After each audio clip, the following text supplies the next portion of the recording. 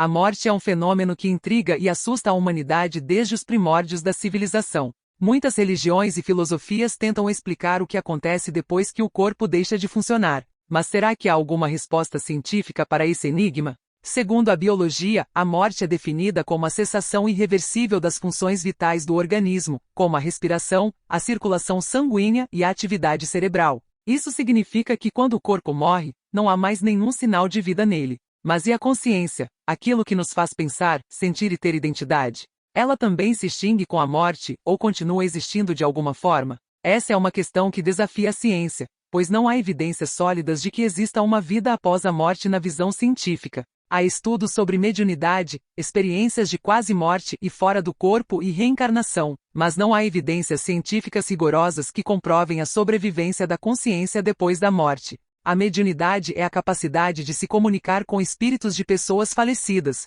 Há pessoas que afirmam ter essa habilidade e que transmitem mensagens dos mortos para os vivos. No entanto, não há como verificar se essas mensagens são verdadeiras ou se são fruto da imaginação ou da fraude dos médiuns. Além disso, não há uma explicação científica para como essa comunicação seria possível. As experiências de quase-morte e fora do corpo são fenômenos em que as pessoas relatam ter saído do corpo e visto cenas ou lugares que não poderiam ver normalmente. Algumas pessoas dizem ter visto o próprio corpo sendo atendido pelos médicos ou ter ido para um lugar espiritual. Essas experiências são interpretadas por alguns como uma prova de que a consciência pode se separar do corpo e existir independentemente dele. Porém, essas experiências podem ter outras explicações, como alucinações causadas por drogas, falta de oxigênio no cérebro ou alterações na percepção. A reencarnação é a crença de que a consciência se transfere para outro corpo após a morte, podendo renascer em diferentes épocas e lugares. Há pessoas que dizem lembrar de vidas passadas ou reconhecer pessoas ou lugares que nunca viram nesta vida.